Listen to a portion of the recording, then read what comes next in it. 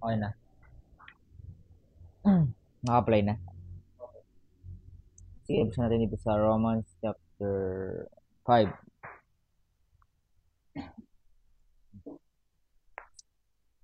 verse 1. Romans chapter 5, verse 1. Sabi dito sa Tagalog, kaya yamang tayo ay pinawalang sala sa pamagitan ng pananampalataya. Tayo ay mayroong kapayapaan sa Diyos sa pamamagitan ng ating Panginoong Jesucristo. Let's pray. Panginoon, salamat po sa panibagong buhay na ibinigay po sa amin. Kayo po yung patuloy na gumabay, mangusap sa bawat isa, Panginoon, nawa ay maging blessing po ito. At nawa, Panginoon, kayo po yung mapuri, may taas, Panginoon. At dalangin rin po namin, nawa ay patawarin niyo po kami, Panginoon, sa mga kakasala na nagawa po namin. Linisin niyo po, Panginoon, aming puso't isipan upang kami po ay maging karapat dapat po sa inyo, Panginoon.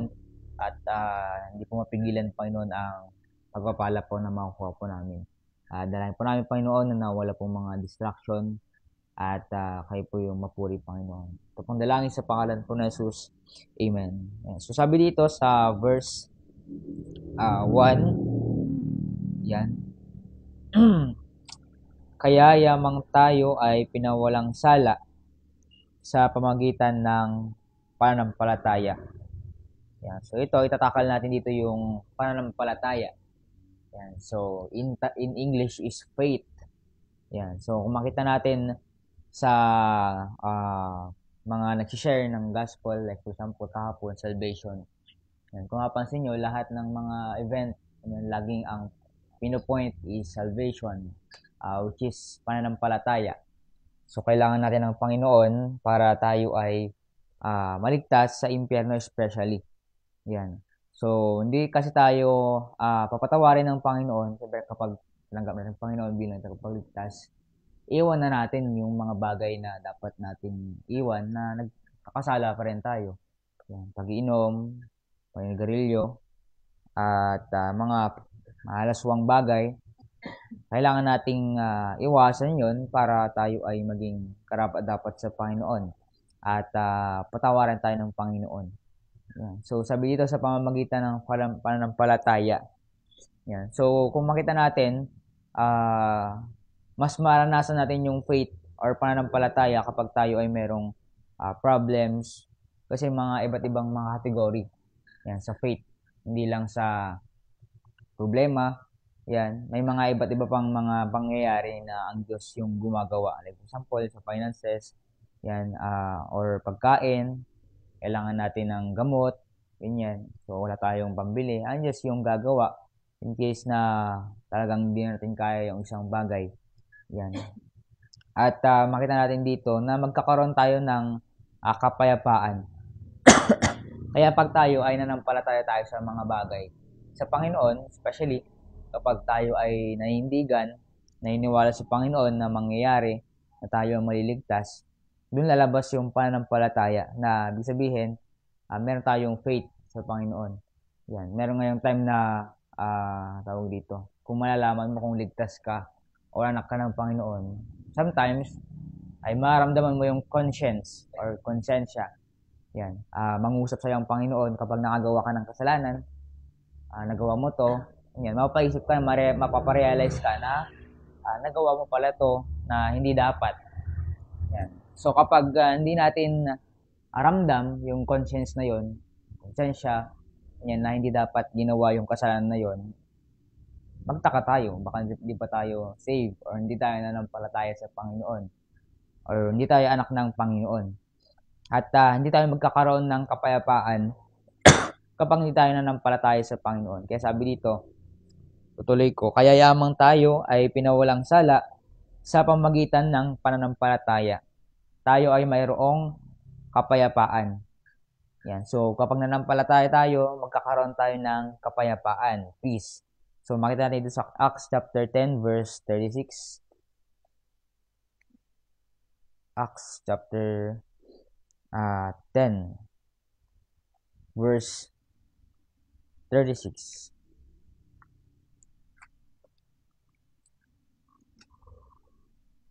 Sabi dito, Acts chapter 10, verse 36.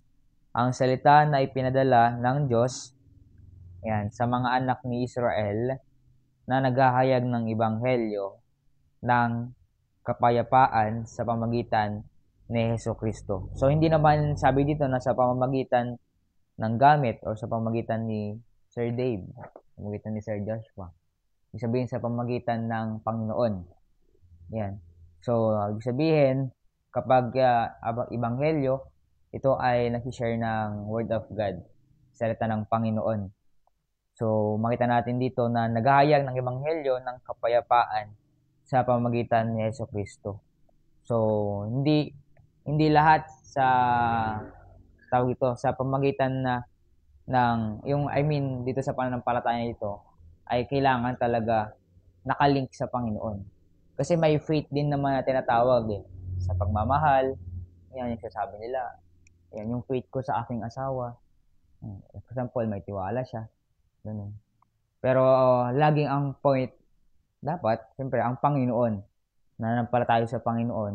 Meron akong faith sa Panginoon at magkakaroon ako ng faith sa aking asawa o sa aking mga kaibigan, sa mga aking mga makakasama habang buhay. May faith ako kasi meron akong Panginoon na dapat laging sinasama ang Diyos. Kaya nga, kapag mayroon tayong pananampalataya sa Panginoon, may kapayapaan tayo. At hindi tayo, kumbaga yung mag-asawa ay hindi na matakot na iwalayan siya. Diba? Kasi, dalawa kayo na may takot sa Panginoon at alam niyo sa isa't isa na talagang dalawa kayo, which is tayo dito wala pa namang mga asawa. Sir, di ba tamer? Joke lang. Ayan. So, tayo wala pa tayong mga asawa, pero kahit paano nai-ready tayo, di ba? At kapag meron tayong Panginoon, may kapayapaan. Yung iba nagtataka sa mga asawa, wala silang kapayapaan kasi walang Panginoon. Yung especially kapag lalaki. Mahirap kapag yung isang lalaki ay walang pananampalataya sa Panginoon. Walang takot sa Panginoon. Kaya ang mangyayari, mahirap. Kahapon nagkape kami. Grabe yung lalaki at saka babae. Bata pa lang ata yung babae. Grabe ang laswa tignan, ganyan. Tapos parang nagyakapan na sila. Tapos tawag dito. Parang alam niyo na yung ginagawa. Parang gano'n. Alam niyo na yung ginagawa ng parang mag-asawa. Parang gano'n na yung nangyayari. Parang malapit na nga silang mag-kiss, gano'n. Pero parang, ewan ko, parang siguro, yung lalaki, minamanipulate niya yung babae. Parang gusto. Kasi nag-aawakan na sila ng kamay. Ang susunod nun, siyempre meron ng last. At inisip ko na tuloy, iba talaga ang mangyayari kapag mga kabataan, ay ang bata nun. Ganun. Tapos parang, kaharap ko pa. Ganyan. Nakakalaswa. Tapos sabi ko sa isip ko, sayang tong babae o tong binata at saka dalaga kapag may nangyari sa kanila ng masama. Kasi sila yung mahihirapan in the future. Kaya praise the Lord dahil merong word of God na kapag hindi pa ready, hindi pa kayang magpakain, Sir Dave ng 5 anak. Hindi pa pala kaya sa finances. Hindi pa. Di ba? Tsaka na lang kapag nakapag-ipon-ipon, pwede nang mag-asawa, di okay na. Paano ako? Tito. Hindi. Ayan. Siyempre, hindi na tayo makakalimutan kapag salo kay Ma'am Dane. Susunod. Ayan. Ayan. Kapag merong ipon na, yung mga principle ng mga ganun, nasa Bible lang din eh. Diba? At nakakabuti sa atin kasi merong nagre-remind sa atin. At hindi dapat mawala sa atin yung pananampalataya natin sa Panginoon. Kasi time will come, darating yung pagsubok, yung pinakamahirap sa buhay natin. Yan. Sa ngayon, yung iba hindi pa naramdaman. Pero pag yung mga ibang tao na minomold ng Panginoon at sinusubok niya kung talagang anak or talagang hindi siya lalayo, hindi siya madidepress or hindi siya manghihina sa pananampalataya. Sinusubok ng Panginoon. Si Job nga, grabe yung ginawa ng Panginoon sa kanya. Lahat ng kayamanan, mga anak, pinatay. Ayan, sa kasawa niya, kinut niya. Ano ba yung Panginoon mo? Huwag ka nang manampalataya dyan. Pero sabi ng anak ng niya, nung asawa niya, talagang siguro minura niya rin or hangal, ganyan, or bobo.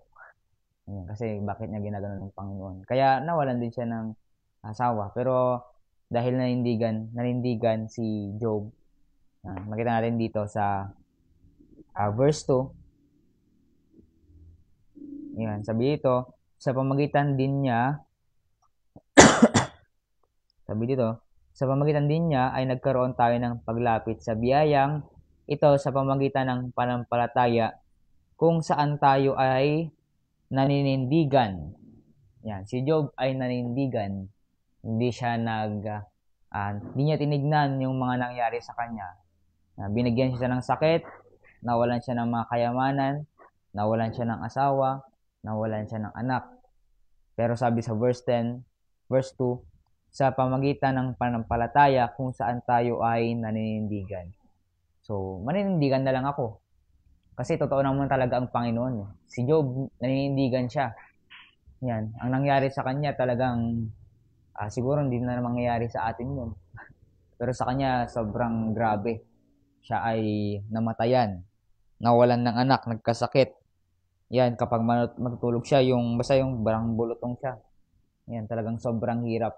Pero after that, kasi pinayagan ng Panginoon ni Satan na gawin mong lahat. Wag mo lang siyang patayin. After that, na times 2. Yung kayamanan niya, na times 2 din yung anak niya. Pero ibig sabihin yung na times 2 yung mga anak niya, siyempre yung 10 o yung iba niya, yung mga anak niya, nasa heaven na. Pero nagkaroon ulit siya ng anak. Yan, na times 2. Yan, tapos yung asawa niya bumalik. Yan, tapos naging maganda yung buhay niya. Kasi nga, naninindigan siya. Ganon din sa atin. May pananampalataya tayo sa Panginoon, may faith tayo. Maninindigan na lang din ako na ang Diyos na yung gagawa sa buhay ko. Yung plano niya sa akin, ang Diyos na. So, hindi ko alam yung future. Basta nanindigan ako, ang Diyos na yung bahala. Ganun. Na hindi tayo matatakot na ano kayang mangyayari sa akin. Meron nga yung nakita ko sa picture, yung may problema or may bigat, may bigat sa kanyang buhay. Ang nakita ko sa picture kumbaga dahil nairapan siya, yung past and then yung future, dala-dala niya. Hindi niya binigay sa Panginoon or hindi niya binaba. Hindi niya binigay sa Panginoon. Pero nung binaba niya yung past, kasi yung past nagpapabigat pa sa atin yung mga criticism, kung ano yung mga sinasabi ng ibang tao. Yung past or yung mga nangyari, binaba niya, binigay niya sa Panginoon. Tapos, yung future sa Panginoon na rin. Tapos, yung present, hawak-hawak niya. Kasi yung present talaga. Kung ano yung present, ano yung ngayon, hindi yun muna yung tutukan natin.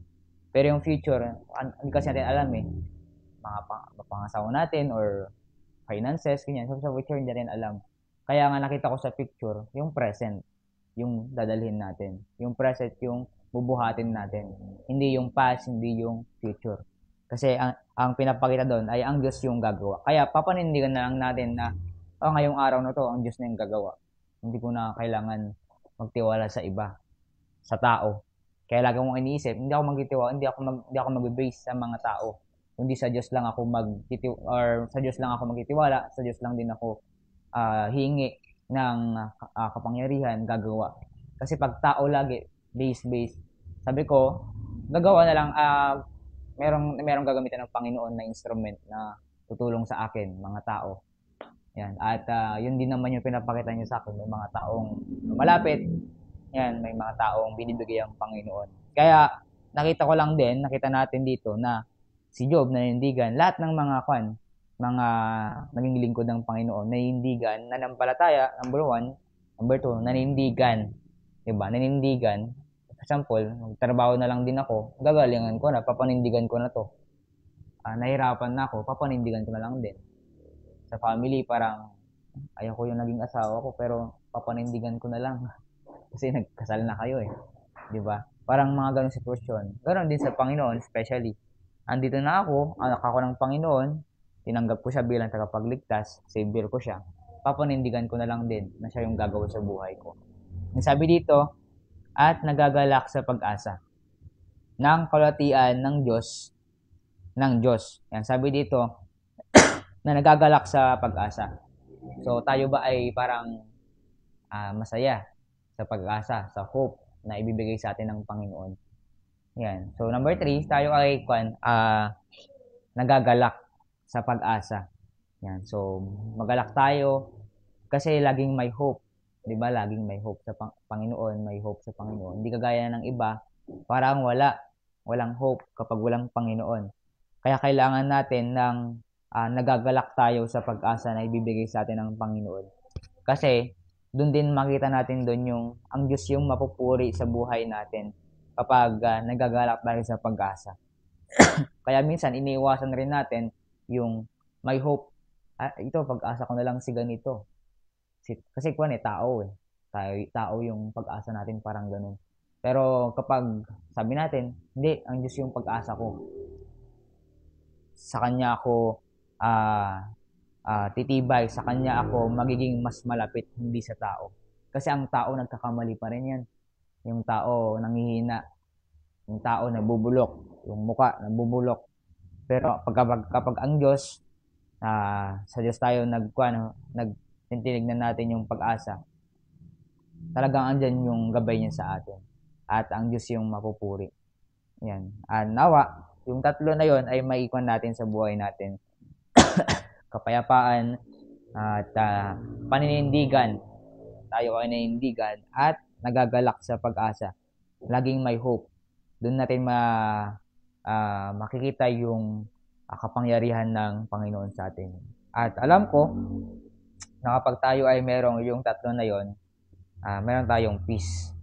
Yan. Meron tayong pananampalataya, faith, at meron tayong masayang or may pag-asa tayo na nagiging masaya tayo. Alright, so tayo manalangin. Pray. Panginoon, salamat po sa inyong binigay